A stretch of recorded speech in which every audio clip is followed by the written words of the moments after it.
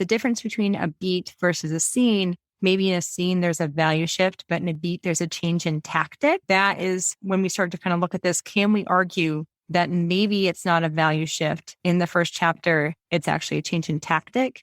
And there's actually a value shift only in the change of one scene, 2 chapters.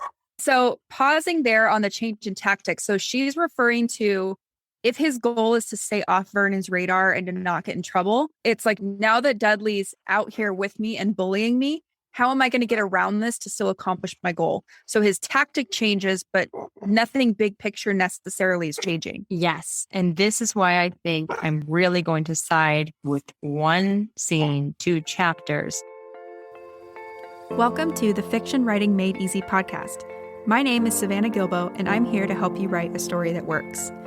I want to prove to you that writing a novel doesn't have to be overwhelming. So each week, I'll bring you a brand new episode with simple, actionable, and step-by-step strategies that you can implement in your writing right away. So whether you're brand new to writing or more of a seasoned author looking to improve your craft, this podcast is for you. So pick up a pen and let's get started. In today's episode, we're diving deep into the first chapter of Harry Potter and the Chamber of Secrets. And I'm super excited to share this episode with you because not only am I a huge Harry Potter fan, and not only do I think this is another great example of an opening chapter, but I'm also joined by a very special guest and fellow developmental editor and Harry Potter nerd, Abigail Perry. Abigail is the host of the Lit Match podcast, where she helps fiction writers find the best literary agent for their writing and publishing career. I will link to her podcast in the show notes, as well as where you can find Abigail around the internet if you would like to say hello. But in this episode, we discuss and analyze the first chapter of Harry Potter and the Chamber of Secrets. Specifically, we look at how the first chapter engages readers from the start and how it sets up expectations for the rest of the book. To do this, we look at the big picture of the chapter first, and then we talk about the scene structure. So we look at how and why the big picture of the chapter works, and then we zoom into the scene level to see how the scene serves an important purpose in the overarching story. So that's a quick overview of what we're going to dig into today, and without further ado, let's dive right into the conversation. I think it's worth talking about what chapter we're actually talking about. So remember that these episodes are based on first chapters. We're looking at first chapters because we want to learn what makes a first chapter engaging and what would catch the attention of a literary agent, of a reader, of an editor, what's really going to get us to read forward. And what's super interesting in particular about Harry Potter and the Chamber of Secrets is that this is the second book in a series. So we've already had the success of Harry Potter and the Sorcerer's Stone, which we talked about in the first Harry Potter first chapter breakdowns that we've been doing.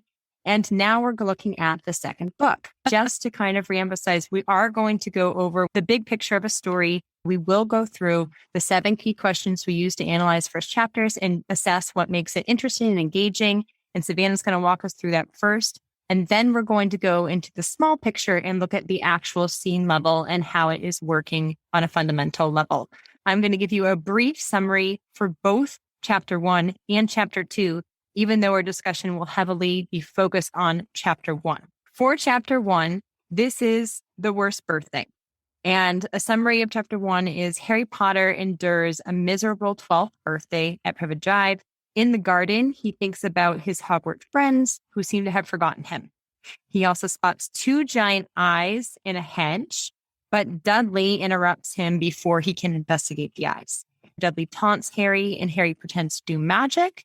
And because he does this, of course, he's punished because he's living with the Dursleys, who despise magic in all forms. And then the second chapter, we're going to get into an event with a beloved character of mine and many Harry Potter fans. This, of course, is the introduction of Dobby. Chapter 2 is called Dobby's Warning.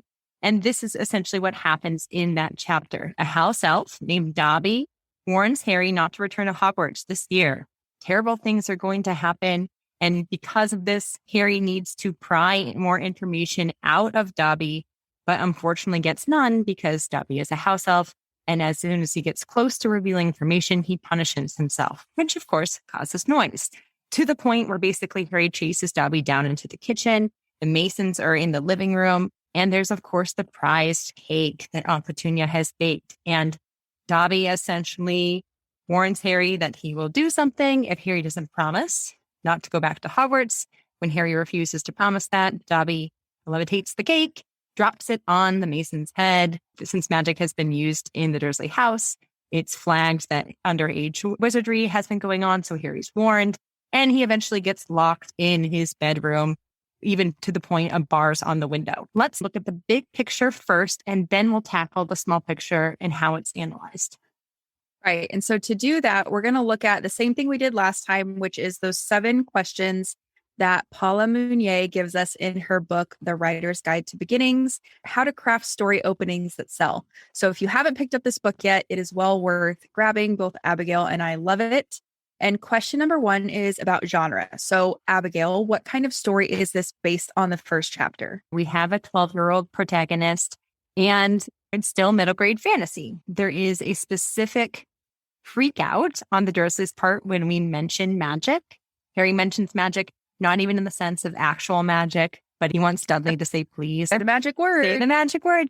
But the Dursleys freak out, and you kind of get context in the sense that magic is something that the Dursleys absolutely despise in every way. And Harry is kind of like the epitome of what magic is. So it's a huge discussion there, but we don't actually see magic used like we do in the first chapter, the prologue is in Harry Potter and the Sorcerer's Stone. We do see magic used in chapter 2, but we are very aware that magic is a real thing, especially since a lot of backstory is shared here in context of the first book. And we understand what Hogwarts is, and it's kind of a recap. Another really interesting thing that's done here, because I don't think that the amount of backstory that is shared in the first chapter of Harry Potter and the Chambers of Secrets would work as a first chapter of any other book if it wasn't the sequel to the first book in a series. Yes. And something that's interesting about that is I read a lot of adult fantasy series. And I was thinking about this last night. I'm like, okay, so is this an appropriate amount of backstory for any series, whether it's middle grade, young adult, or adult? And then I started thinking, I wonder if we have that kind of learning curve we talked about last time with world building, but also with backstory, where it's like we do need to kind of spell it out maybe a little more because we're in middle grade, whereas something like this may not be the best option for an adult fantasy, even though we need to recap still if it's like book 2 or 3 in a series. So just something interesting to think about. I don't know the right answer to that or the right balance, but this is a good example of when it works, because Abigail and I were talking last night.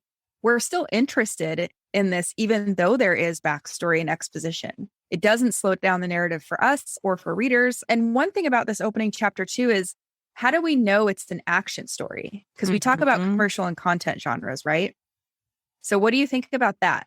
Yeah. And I love that you're asking this question, because this is what had Ben and me spinning a lot while analyzing this. Harry Potter as a series and as a book is, I would argue, an action content genre. The main question we're worried about here is Harry going to survive or not? And inside of information that is shared through telling, through backstory, in the first chapter of Harry Potter and the Chamber of Secrets, there is very briefly, before we see the eyes in the hedge, a mentioning of Voldemort and how he is this dangerous wizard who has disappeared temporarily until he came back last year. So we know he's still after Harry, and he is still actively trying to find a body of sorts, right? To return to full power. So it's really interesting because the death stakes, the life and death stakes, are not on the table in this first chapter in our faces, in the sense that Harry's life doesn't seem like it's threatened through the context of the events that are unfolding. There is the sense of, yes, he is neglected by the Dursley family, and there's a lot going on with there. But is it life or death stakes danger? Not really. So you go ahead and you look at these eyes in the hedge, and what I think is particularly smart of Rowling and how she placed details right before that moment is that because we've read Harry Potter and the Sorcerer's Stone, we understand how dangerous Voldemort actually is, to the point of working up always to probably a life or death battle in the end. Right.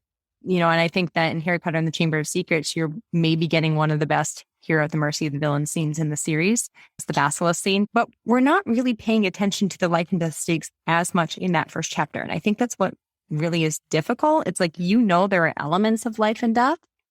We're really more paying attention to Harry longing to go back to Hogwarts. Now, in the second chapter, you are going to get those life and death stakes. We'll go there, right? So one thing that you always talk about is the 3 different types of death too. Mm-hmm. So in this first chapter, there's a lot about like, my friends forgot me. No one knows my birthday. What if they're not really my friends? So would that count as something like a psychological death? This is why I think it's so interesting, because you and I have talked about this many, many times about why we love the Harry Potter series so much is because it's not just life and death. It deals so much with coming of age and that psychological death. And to me, the first chapter is more heavily focused on psychological death. And I feel like we're really focusing on character in this first chapter. Right.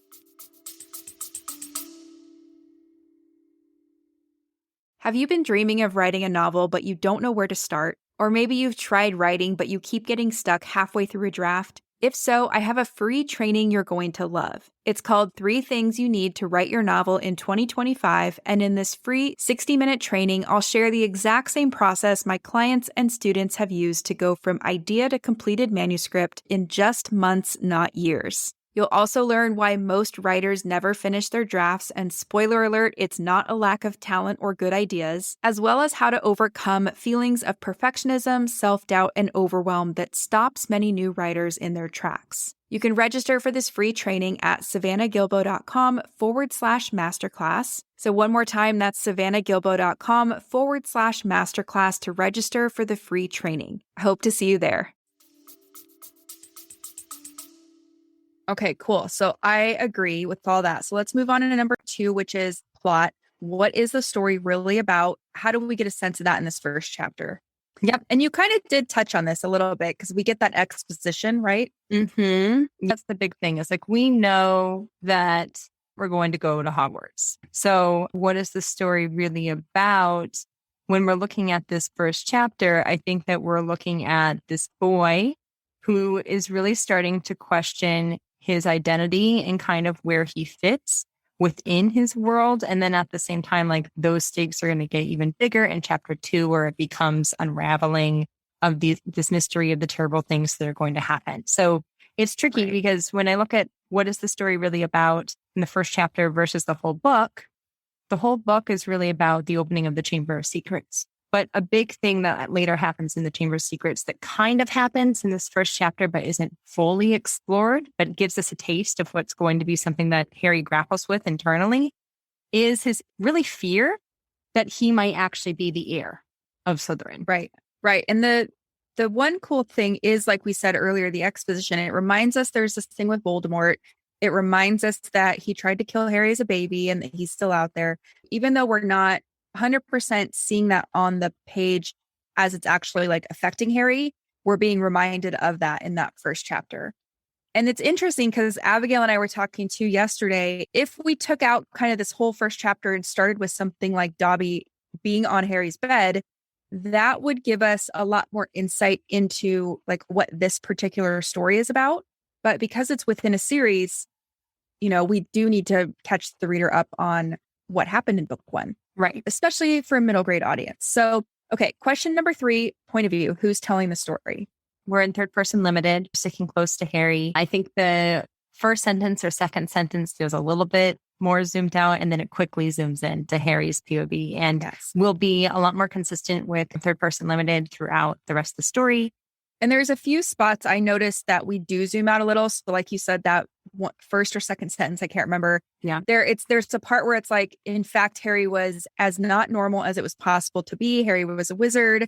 And then later we zoom out when we're told the physical differences between Harry and the Dursleys. So there's a part that's like, the Dursleys are, that's right. Vernon's dark haired, and I think Petunia and Dudley are blonde, and then and they're bigger people. And Harry's very small and scrawny, and so it's interesting because, again, like we talked about last time, we don't really notice this unless you're looking for it. Question number 4 is about character. So who should we care about the most in this opening chapter? Yeah. And Harry, of course, who is ever going to cheer for Team Dursley unless you are, I don't know, Barney on How I Met Your Mother. Like, he's going to cheer for the Dursleys, maybe. And it's, speaking of cheering for the Dursleys, I wrote down some of the little humorous things we get about Vernon because this is middle grade. And like we talked about last time, we do want that element of humor. So it's funny because we're setting up Vernon with this humor, but we're also making him a little bit unlikable, or he's like the villain. Yes. Fried egg dangles from his mustache.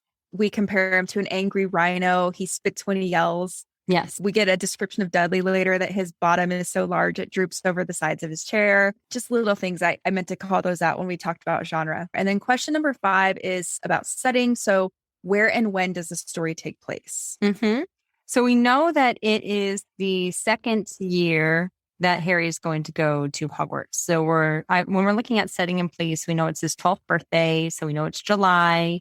We know that he's on summer vacation. We know it's Privet Drive. So we're back in Surrey, London. And I think that overall, we're kind of grounding ourselves with Harry's age. We're moving with the school year and we get grounded each summer, which is where all the books always start. Yeah. And speaking of that, I had a note too to talk about the construction of each of these books. Like there's reasons story-wise why Harry needs to be with the Dursleys, but it's also kind of interesting to think about from the author's perspective. If we were to start our books in this familiar way, not only is it maybe a little easier for us because we're like, here's the format we're working with. We know we're going to drop into Harry's life in the summer. We're going to follow him as he goes to Hogwarts, but also it creates that sense of like, we can drop in as readers and feel like, okay, we're back in Harry Potter. It's the same thing, just different, new year, so it's kind of just interesting to note. Yep. Question number 6 is core emotions. So how should we feel about what's happening next or what's happening in this opening chapter as a reader? Looking at the first chapter, I think that we feel kind of bad and worried for Harry. We feel super bad. We feel super bad. He's super miserable. He's only 12. I mean, not that anyone deserves a miserable birthday, but particularly a 12-year-old feeling that alone as a 12-year-old and basically being bossed around the whole day and locked in his room. Like, it's bad. He just had the best year of his life too. So like he had the best year. He made friends. He found a place he belonged. And now it's like crickets. One of Harry's strengths is that he's able to build allies that are good allies around him. Yeah.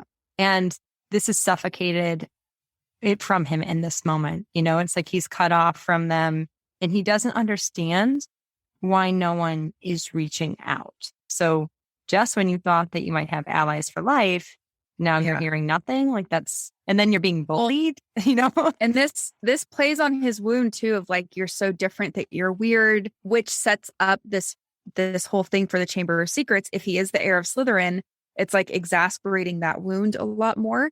So it's very purposeful in the way that she set this up. And so that kind of leads us to the next question perfectly, which is what's at stake or why should we care what happens next?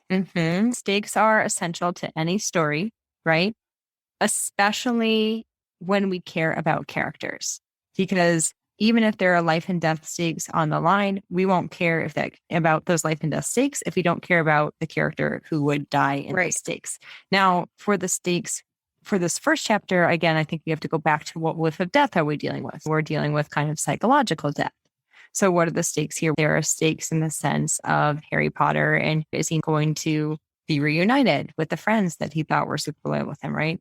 And then I think also there are these stakes of, is danger coming? And that danger that we start to feel suspense for after seeing the eyes in the henge that disappear comes full force in the second chapter when basically Dobby tells Harry, if you return to Hogwarts, terrible things are going to happen. Right. And so what's really cool, we talked about this last time too, is this, depending on which level of analysis you kind of look at the opening chapter for, we have the psychological stakes. We're concerned about Harry as a kid, as a person. We also are reminded about this bigger war with Voldemort. So we care about that too. And then we're curious, like, how is Voldemort going to show up? Because he most likely is. What do these eyes in the bush mean? Does that have to do with Voldemort? So we're kind of playing on both the curiosity and concern on different levels. Yeah, for sure. So those are the 7 questions. And you guys will see why it's interesting to look at the chapter versus the scenes in a second, because we're going to move there. But I think we can agree this is a fun case study of, like, why does this opening chapter full of so much exposition hook us? Yeah. Is it just because it's Harry Potter or, I don't know. I think we just got to some of that. So, Right. No, and I think that's a great question, Savannah, because in most writing instruction, you'd say you can't have that much exposition without losing your readers, which brings us to the scene analysis. So we've already kind of gone over what the two summaries are. And I think the big case study focus for today is this two scenes in two chapters, or is it one scene over the course of the first and second chapter? yes. And just like last time, we're going to show you kind of the two different ways we could analyze this, because I'll speak for Abigail. She's looked at this in so many different ways that we've probably had versions of different breakdowns over the years that she's been looking at this. But so we're going to look at, like, if we just look at what we could call scene one in chapter one, what would that look like? And then we're going to look at what happens if it is a longer scene that spans two chapters. Mm-hmm. So before we even do that, Savannah, I think it's worth taking a pause and discussing why, and I believe that you believe this too, scenes and chapters are different. Right. So to me, chapters are kind of arbitrary, and I hate saying that word because it feels mean. Chapters are kind of arbitrary in the sense that there's certain things they need to do, but their main purpose is to control how the reader is experiencing something. So I know chapter one ends with like Harry walking into his bedroom and a creature's on his bed, or he's not alone. I can't remember the exact words.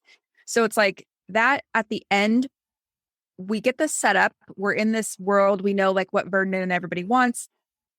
We get hooked by that last, like, what the heck is this creature doing? Is that who the eyes belong to? And then scenes are like little mini units of story that move the narrative along. You can break up a scene however you want. So we're going to go through the 5 commandments, the storytelling, and just keep this little nugget of information in mind that you can break the scene.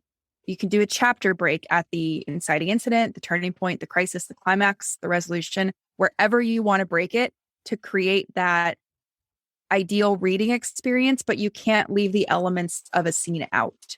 Yes. And I want to dig into that a little bit more, if you don't mind, because I've had a lot of writers agree with it. Like they agree with this. And it actually, I think becomes exciting because it's a lot easier to plot out a story in scenes versus chapters. For sure.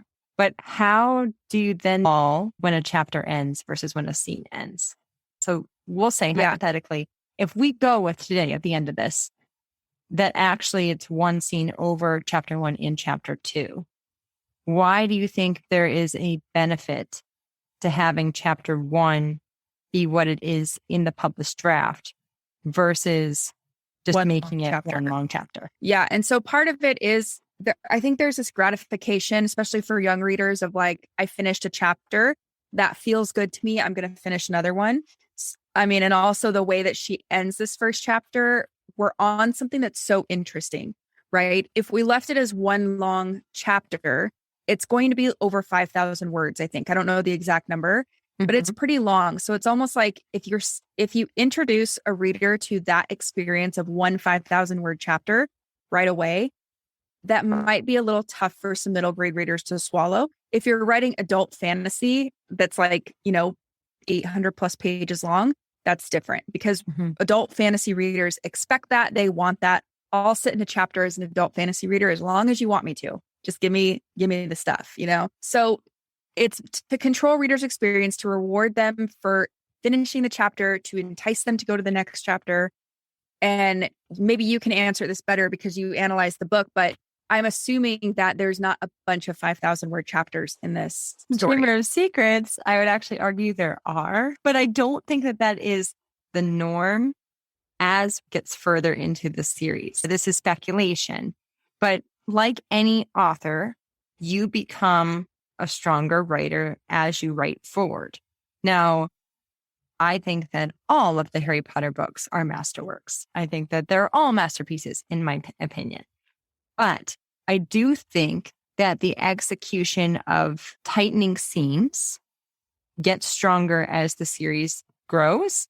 Right. So it's interesting because like this is, I think, what made actually analyzing the earlier books of Harry Potter harder than analyzing the books that are later in the series. Now, of course, like Savannah and I are certified story grid editors. So this is one way of looking at analyzing scenes. It's not the only way of looking at how to analyze scenes. But I think that ultimately I've noticed, at least Chamber of Secrets, there were some chapters that had me spinning and still have me spinning. Like chapter 6 about Gilderoy Lockhart is one of the hardest chapters I have ever analyzed. So I do think that there's more of them in Chamber of Secrets, but I don't think that the main scenes exceed, around 2,500, 3,000 words. Right. There's so many layers that we could get into, and I'm trying to like corral myself in here. Yeah. Also, just think about from book 1 to book 2, there's already tightening happening, because in book 1, we have this prologue in disguise, like we call it. And then we have all these scenes until we get to Hogwarts. We get to Hogwarts a lot quicker in book 2. Some of that is because it's book 2, but also some of it is she's more efficient with what she's doing. Yeah. So now let's move on to the scenes. Just to reemphasize, the big question here is it 2 scenes, 2 chapters, or 1 scene, 2 chapters? So that's kind of what the case study is about. Originally, in my analysis, my latest analysis before our conversation last night, just yesterday, like mere hours away, we're under 24 hours, I had it as 2 scenes, 2 chapters. I do think that there is an argument for that. I'm not convinced it's the strongest one anymore. So I think that that's what we really want to dig into. So Savannah, how do you want to tackle this? Do you want to just go analyzing it in a way that you think it's 2 scenes, 2 chapters, or do we just want to go for maybe the argument of 1 scene over 2 chapters? Let's do both. So let's quickly do like you do the version that you have currently in your draft. Mm-hmm. And let's talk about if chapter 1 was 1 scene, what does that look like? Because the thing that's important is like when we look at this, we're holding hands. We're so excited that there's 2 ways we could nerd out about this. Neither one are necessarily wrong or right. They're both going to get us to the same answer at the end of the day. And there's, for all the story nerds out there, if we do end up looking at chapter 1 and 2 as one long scene, you can still use the breakdown that Abigail is going to go through as like, if this is a beat. So like a mini scene within a scene. And you could just see how this structure kind of builds on itself to create a bigger scene. Scenes work together to build sequences build acts and all this stuff. Mm-hmm. So yeah. And what Savannah's saying is really great, and why I think this is a particularly interesting discussion, because when you're looking at scenes, all scenes must be about change. So the idea here of what is the main change, and that's based on the characters' want and what they try to do in order to achieve that want in some way. So in the first scene, first chapter, you might see this as a scene, you might see it as a beat, and a beat still has to have the 5 commandments. Just looking at that, I would say for the motive for Harry in this first chapter, it's stay out of the Dursleys' way. With that goal, we have to first look at the inciting incident. And the inciting incident, just as a recap, is an unexpected disturbance that really starts to establish a character's goal, or if the character already has a goal, it sets them off on a new way that they have to go forward and try to achieve that goal. It's causal, meaning that a person causes it, or coincidental, meaning that some sort of coincidence happens. Right. For me, for that first scene, if you were to look at it as a scene, or if you look at it as a beat, whatever you're going to take that, I think it's causal. I said everyone forgets Harry's birthday. So it's kind of there, but not necessarily there. But Harry does mention everyone has forgotten him. Did you see it as something different? Well, yes. So do we want to go into the other version now, or do we want to? I think so, because this is where I keep leaning now. And we'll see that my answer was a little bit like, And so the reason why I was looking for a different inciting incident is because I'm like, well, Harry knows it's his birthday. He didn't really expect the Dursleys to remember it. He hasn't been getting communication from his friends. So like, although he can hope it's going to come, evidence doesn't really point that way, right? So it's kind of like, it's a little bit of a squishy, even Abigail was kind of doing this, like, I don't know, it's a little bit of a squishy one. What I called out and what I think his goal is that he wants to stay off Vernon's radar, like Abigail said, just by obeying whatever Vernon wants. He wants the Mason's visit to go well because that matters to Vernon. And if it goes well, he survives another day in this house. So I actually see the inciting incident, if we were looking at this whole chapter 1 and chapter 2 as one scene, is when he walks into his room and Dobby's on the bed, because this is not expected. You know, I'm thinking out loud now too, like in theory, you could question, is the announcement that the Masons are coming, could that be an inciting incident? I mean, maybe, but it's like, do we care? We care more that it's Harry's birthday or that Dobby's on Harry's bed. Yeah. Dobby's different because for many reasons, but it brings magic to Harry. Like, this is the magical world coming to his world, and he can't ignore Dobby on his bed, sobbing, making noise, all this stuff. So he can ignore the fact that people forgot his birthday. He can't ignore Dobby. Mm-hmm. And this is where I'm probably just going to jump in here and tell you that I've already been convinced that we're going this direction, but I still think that it's worth analyzing both of them because it's good to see where we can spin before we start making decisions. Right. And it's also important to reemphasize that, again, there's subjectivity to analyzing stories. So more focus on the Socratic learning methods. So the way that I see something might be different than the way you see something, but it's about analyzing in a way that we can make an argument that there is change in advancement and plot and development of character. Yes. And for the record, the way that Abigail has this currently broken out is I agree with the analysis she's done. So it's not that it's irrelevant or that we don't want to look at it this way, because like we said, it's a beat and it's causing movement. So we're going to walk through, you'll see what I mean in a second. Yeah. But so let's say you were to come up in, maybe you're creating a writing group and you're doing these first chapters because you like stories as much as we do. If everyone comes to the table with a different analysis, it doesn't mean anybody's wrong. We're all going to learn from discussing this, and it's going to help us make our own stories stronger. So that's right. That's like to point that out. Yep. Absolutely. Always. Because I do think that people then try to make it perfect. It's like, there is no perfection to it. So yes. Then the turning point. Now, when I look at scenes, I view the turning point partnered with the crisis decision as the most important thing that happens in a scene. They have to work together. A turning point forces a character into a crisis decision, and a character who acts on a crisis decision therefore acts. And that's what is agency. And it develops the character, right? So like when I say what makes the scene quote unquote work, I'm looking for is the plot advancing, is the character being developed? Like, is there a purpose and intention to the events that are happening? And they're not just random, it's purposeful in how we're moving towards that value shift. The turning point for this beat / possible scene, I say is active. And I said it's when Dudley taunts Harry, saying that he has no friends. And the reason why I argue that is because, with the exception of this moment, Harry doesn't need to act on anything. He can sidestep things, and there aren't consequences. And that's the big thing. A crisis decision comes with consequences, regardless of if you do something or not. And there aren't consequences to Harry not doing anything and anything else in the scene, even including the eyes in the hedge. And that is something that I like to point out, because to me, that's the most interesting thing that happens in the chapter. Yeah. Because I know it's Harry Potter. I know something big is coming with magic. So I'm actually more interested with that detail. But what this does with Dudley kind of seeking Harry out to bully him forces Harry into a crisis decision of the sense of, and I guess I'll just kind of pair them right now. Yeah, go. A crisis decision is either a best bad choice or an irreconcilable goods decision. Best bad choice being both options are going to lead to a consequence, but which is the better? What can the character choose to best get out of this? Reconcilable goods being the inverse of that, in the sense that it's going to maybe benefit the main character making the decision, but it's going to probably, impact a third party or another person in a different way. Right. So this is a best bad choice for me, because the idea of Harry is forced into this crisis decision of, do I stand up against Dudley or not? And why there are consequences to that is because if Harry doesn't stand up for himself, he continues to allow Dudley to assert power over him. If he does stand up to him, he's out of eyesight of Petunia and Vernon. So there is a chance that maybe he could get away with this. If he does stand up to him, there are consequences of Petunia or Vernon finding out. Dudley is also like a crybaby, so it's likely they'll find out.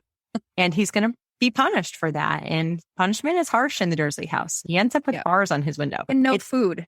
So Harry, in his kind of like middle grade poke and have fun type of way, is then going to, and I guess I'm speeding through this. So I feel like turning point, crisis, and climax all go together. So I'm just doing it around. Goes into the climax, and the climax is just the character actually acting on the crisis decision. So they're very tightly bound together. Sometimes there's a mini gap with that. We'll talk about that in a second. But most of the time, it's pretty immediate after this decision is not necessarily written word for word on the page, but it's understood that the character is going through this. And Harry does decide to stand up for himself.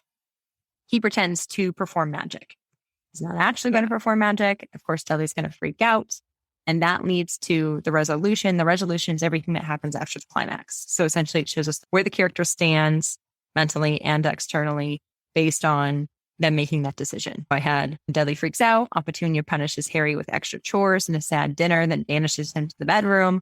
Uncle Vernon warns Harry of the consequences if he makes noise. And then the eyes that he saw in the hedge reappear at the end. And that's the end of the chapter. So now that we see that laid out, we can now tackle option number 2, 1 scene, 2 chapters. Yes. And so again, what Abigail just broke down, that totally works as a beat, or whether you call it a scene, whatever you want to say. There's structure, there's change. We get to see Harry's character expressed on the page. There's agency, there's a decision, all the stuff we need. So the way that I was seeing this spread across the 2 chapters, we said the inciting incident is Dobby appears on Harry's bed and he's kind of a little bit loud, even though he's about to get louder. This tweaks Harry's goal a little bit to stay out of Vernon's way, because now he has something else to worry about. Now it's not just keeping himself and Hedwig quiet, it's keeping himself, Hedwig, and this noisy house elf quiet. So I saw the turning point as when Dobby brings up that there's dangerous things about to happen at Hogwarts and he needs Harry to promise not to return. And specifically, because there's a couple little blips of this happening, specifically when he's got the cake in the air and he's like threatening Harry, if you don't promise me you're not going back, I'm going to like throw this cake on Vernon's guests. At that point, Harry can either stay true to himself and his wishes of returning to Hogwarts and not promise Dobby and risk upsetting Vernon, or he can promise Dobby that he won't go back to Hogwarts and kind of turn his back on everything he wants and stay off Vernon's radar. So to me, I'm like, that's the crisis decision. It relates to the global story because Dobby's telling him, if you go back to Hogwarts, there's danger. So the climax is that Harry refuses to promise. He can't do it because he wants to go back to Hogwarts. And again, this shows what Harry values. He values his friendship. He values his magical education. He wants to go where he belongs. So the resolution that I had was Dobby drops the cake on Mrs. Mason's head and Harry gets into big trouble. He did not accomplish his scene goal, which is to stay out of Vernon's way. And the visit went terrible. So like, not only did he not accomplish it, now he's in big trouble. Mm-hmm. So that's how I saw the scene over the course of the 2 chapters, which means if this is the way we want to analyze it, it's a super long scene. Yep. And maybe we're okay with that because of all the setup we needed to do. And she did it, like we said earlier, in an interesting way. So it's not just like in book 1, here's what you missed. Right. It's told through narrative. So we're a little more accepting of it. Mm-hmm. And I'm going to let you know why I am siding with Savannah after this discussion, because I think that one thing you have to think about is going back to that goal and that originally established in the beginning, which is staying out of Vernon's way. Right. Basically, don't Poke the bear. right. Yeah. Don't poke that rhinoceros. Yeah, the angry rhinoceros. That angry rhinoceros. So this means that we then, because we're thinking that's the one and the 5 commandments are going to unravel whether or not we change, the value shift, like Savannah just mentioned, speaks more to the action story, speaks more to the global plot. And in the beginning of a story, it's important that we are understanding, why is this relevant? How will this connect? And that then makes me curious, because I think that the 5 commandments in that way works better. It also ties in the inciting incident of the entire story, which interestingly is like a call to adventure in reverse, because basically it's going to hint at what the big thing is going to be. Does Harry essentially fight the basilisk or not? Does he face the heir of Slytherin or not? But it's in reverse because Dobby says, don't take on this adventure versus don't accept. So I think it's an innovative way of planting a call to adventure in the story.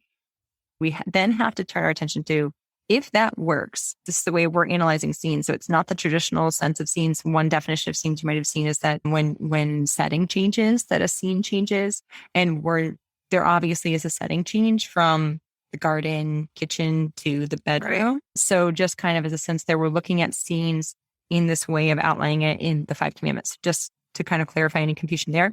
I think the other thing then we have to ask ourselves, because this is an episode on first chapters, why does the first chapter, if it is a beat, still engage the readers? And when you kind of said it there in a second, Savannah, it's exposition, but it's done in an interesting way. So what do you think is so interesting about the first chapter that would engage the readers and get them to read up forward? Yeah. Well, and one of the things is what we just called out, that there is a beat within that first chapter. So it's not just a bunch of stuff. There's movement through that beat, through this interaction with Dudley. Part of it is that we're also in love with Harry Potter, that we're like, oh my gosh, give me the exposition. I don't even care. Right. Which is something that not all of us are ever going to probably get to do with our own books. So maybe, right. maybe. But like realistically, we have to look under the surface of like, okay, well, we could get lucky and have that experience. Sure. But there's something like that we care about, even though we don't like Vernon. Right. We don't want Harry to get in trouble. So we care that he doesn't upset Vernon, that the Mason's visit goes well, that, he stands up to Dudley, all these different things. There, like Abigail said, there are eyes in the bush. We know that's going to mean something. We're also curious and wondering, like, why aren't Ron and Hermione communicating with Harry? Yes. That's a big question mark. Yes. And I think you've hit the nail on the wall there with the sense of there is suspense and mystery woven into this immediately. And because we care about Harry, and I do think that this first chapter really grounds us into caring about character more than anything else, we want to figure out why the events of his life are making it more miserable than an already miserable life needs to be. So yeah, I think that is really great and it's going to push you forward. Just to kind of reemphasize too, the exposition that we're mainly talking about is the recap of Hogwarts, mentioning some big characters like Snape's mentioned, Dumbledore's mentioned. Big characters are named in the exposition, laying out what happened in the events in the previous book. It probably goes over the course of like maybe 2 to 3 pages. So in the grand scheme of the chapter, I think it also returns to, it's not just, let me tell you about Hogwarts. Action does still happen, right? That technically kind of threatens Harry's safety in the sense that he goes from a value shift. If you were to turn back to what is the value shift now if it was 2 scenes or 1 scene, if you look at it as 2 scenes, I think that you can argue there's a value shift in the beat of something of the sense of ignored to punished, like something like that. Now, one thing that I'd like to address quickly, because we're going to look at it as 1 scene over 2 chapters, is that the difference between a beat versus a scene, maybe in a scene, there's a value shift, but in a beat, there's a change in tactic. That is when we start to kind of look at this. Can we argue that maybe it's not a value shift in the first chapter? It's actually a change in tactic. And there's actually a value shift only in the change of 1 scene, 2 chapters. So yeah, go ahead. So pausing there on the change in tactics. So she's referring to if his goal is to stay off Vernon's radar and to not get in trouble. It's like now that Dudley's out here with me and bullying me, how am I going to get around this to still accomplish my goal? So his tactic changes, but nothing big picture necessarily is changing. Yes. And this is why I think I'm really going to side with 1 scene, 2 chapters, because although there is change in the scene, it's not significant enough to be a value change. It's kind of like negative to double negative, but did something really change? Not as significantly as going from I'm having a terrible birthday to I'm maybe never going back to Hogwarts at all. Right. Like that's much bigger in your face, negative to double negative. If you step back and you don't try to force it into 2 scenes, 2 chapters, you allow room for the events to breathe in a way that creates a more significant change that speaks the big picture story.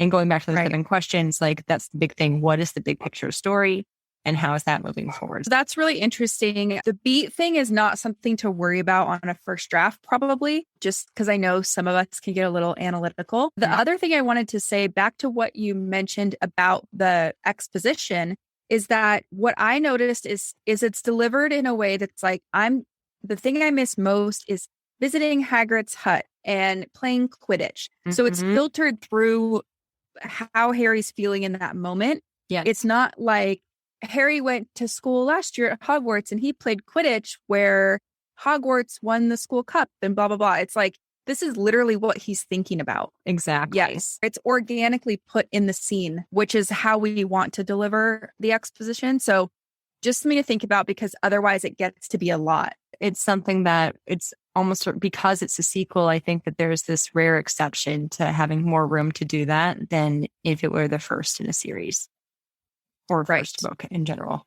One thing too, I noticed towards the end of, I think it's either in the middle of the second chapter or whatever, but one of the things that also helped me decide or come to the table with, like, I think it's one big scene, is that Harry says something like Uncle Vernon might have been able to make this deal if not for the owl. So the owl comes after he's done the magic, right? Yeah, and after Dobby's there. Mm-hmm. Yeah. So, which is different than the movie. So pay attention to the book. That's why I was like confused. There is no owl in the really. Yeah. Well, I guess there is. It delivers a letter, but yeah. Yeah. And so the fact that he's kind of telling us I'm concerned Uncle Vernon could have made this deal if not for the owl.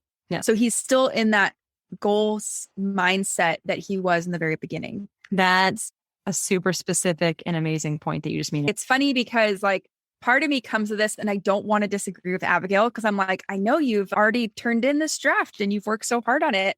But then when we find evidence for stuff like this in a text, both of our like nerd alerts go off and we're like, okay, we can feel really good about this now because there's evidence. Yeah. And I just want to say, I love that you challenged it, because that helps me understand something. Sometimes when you spend so much time with something, it makes it easier for you to miss details like that.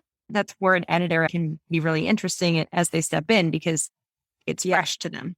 And I think we mentioned last time, Abigail's been my editor on Sorcerer's Stone. So we are used to having these conversations where it's like, you know, the only reason I'm saying this is because if you are trying to find a writing buddy, find someone who's going to be more on your team than like, let me point out what you're doing wrong. Yeah. Because that's not what we're doing. We don't do that to each other. And it's like the best, most fun relationship and the best way to analyze stories.